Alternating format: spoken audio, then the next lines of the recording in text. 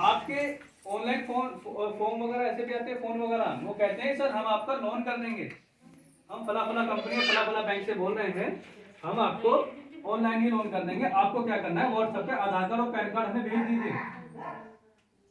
और कभी कभी वो आपको गुमराह करने के लिए, जैसे मछली पकड़ते हैं ना तो एक चारा डाला जाता है तभी तो मछली पकड़ में आती है, ऐसे वो क्या करते हैं कि आपको कहते हैं जी आपका 2 लाख रुपए का लोन सैंक्शन हो गया है और हम उसका कुछ पैसा आपको भेज रहे हैं, तो आपका 100 200 500 रुपये वो आपके खाते में डाल भी देते हैं।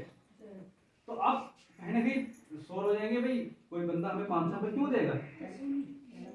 फिर वो क्या कहेगा कि सर आप जैसे कि हमने 500 रुपये डाल दिए, अगर आप चाहते हैं कि बाकी का पैसा भी आपके खाते में आ जाए लोन का, तो एक लिंक हम आपको भेज रहे हैं या एक पासवर्ड हम आपको भेज रहे हैं या एक OTP हम आपको भेज रहे हैं, आप उसे हमें बता दीजिए और हम आपको पैसा वापस, मतलब जितना लोन का पैसा आपके खाते में डाल देंगे। तो जैसे ही आप वो 4 अंकों का पासवर्ड बताएंगे तो वैसे ही आपके खाते से नुकसान हो जाएगा।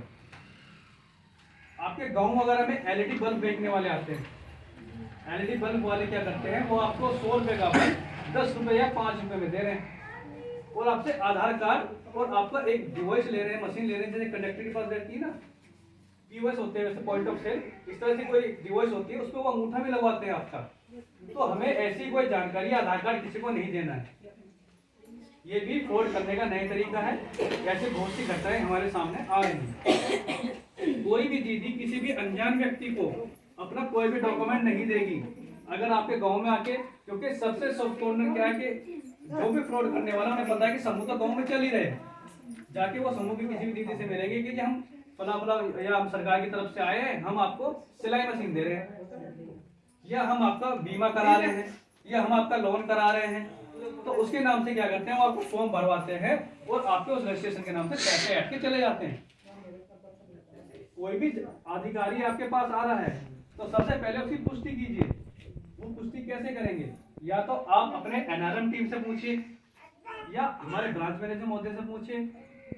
मेरे भी नंबर आप सभी के पास हैं, जो यहाँ पे समूह सखी हैं उनके पास है। वैसे तो डिस्ट्रिक्ट में कोई ऐसी समूह सखी ऐसे बची नहीं होगी जिसके पास नंबर नहीं होगा मेरा, उनके पास भी नंबर था, फोन करके मुझसे पूछ लीजिए आप कि सर ये फला फला आदमी हमारे पास आए हैं और ऐसे उनसे कह रहे हैं, तो बताइए सर हमें क्या करना है।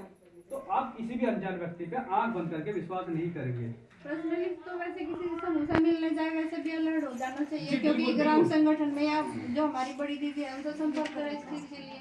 अगर कोई भी अधिकारी आएगा तो पर्सनली अगर किसी के पास भी जाए तो वो इस चीज में ना आए। हाँ, क्योंकि अभी देखो रोशनगढ़ गांव में हुआ है, 2 लाख रुपए का हुआ है, वो भी स्वयं सहायता समूह के सदस्य थे, उनके साथ में धोखाधड़ी हुई, 2 लाख रुपए 40 महिलाओं ने भी अखबार वगैरह में आ गया था।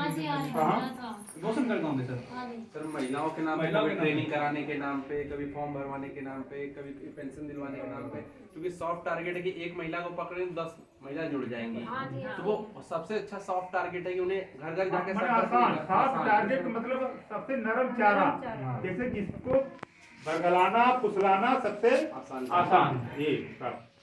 और साथ में एक चीज मैं वो बता दूं, अभी क्या है कि हमारे जो समूह हैं उनमें प्राइवेट फाइनेंस की कुछ कंपनियां आ गई हैं जो हमारे NRLM को फाइनेंस कर रहे हैं। कुछ मेंबर ऐसे हैं जो, देखिए NRLM का जो उद्देश्य था वो नारी उत्थान का था, है ना भाई। गवर्नमेंट को पता है गवर्नमेंट महिलाओं को क्यों बढ़ावा दे रही है, क्योंकि सबसे ज्यादा बचत करने की आदत महिलाओं को ही होती है, वही अपने घर को बना के चलती है। तो NRLM का उद्देश्य यही था कि नारी उत्थान, एक हमारी जो दीदी यहाँ बैठी हुई हैं उनका घूमना यहाँ से यहाँ आ जाए, मैं उद्देश्य उनका यही था।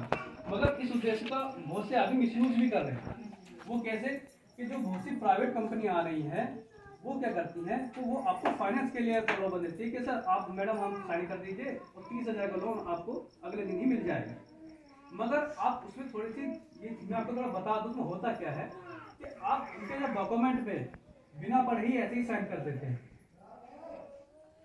आप उनके डॉक्यूमेंट पे बिना पढ़े ऐसे ही साइन कर देते हैं। ऐसा नहीं करना चाहिए, कम से कम उनकी टर्म कंडीशन जो भी उनके नियम है वो तो आप पढ़ें। भाई क्या पता आपके घर ही नाम करा रहा हो, मैं एक उदाहरण दे रहा हूँ, ऐसे तो नहीं होगा मगर एक हो भी तो सकता है ऐसा। तो जब आप उसे पढ़ेंगे नहीं, ध्यान ही नहीं देंगे तो कैसे बात बनेगी। उसका जो ब्याज है आपका सीसीएल वगैरह होता है उसमें 8 से 9% ब्याज होता है, मगर जो आपका प्राइवेट कंपनी है उनका 24% ब्याज होता है।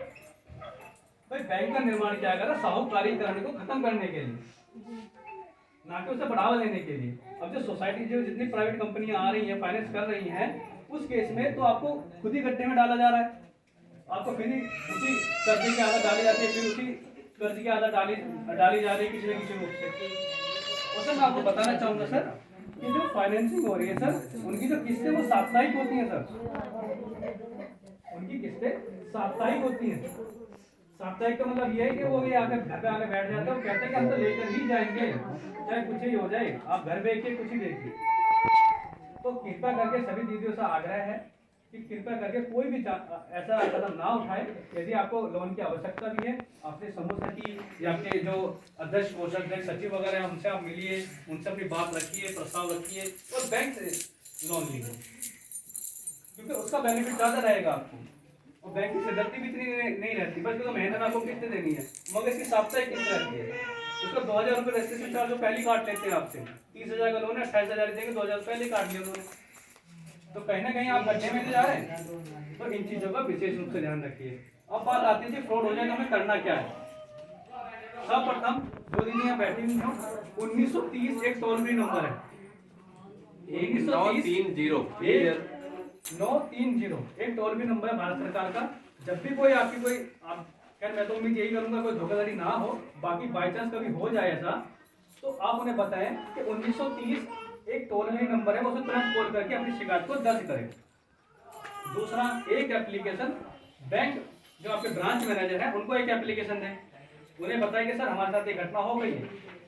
दूसरा, आपका एटीएम कार्ड है, एटीएम कार्ड के पीछे एक टोल फ्री नंबर लिखा होता है जो 24 घंटे 7 दिन में कार्य करता है, उस पर आप तुरंत शिकायत अपनी दर्ज करें।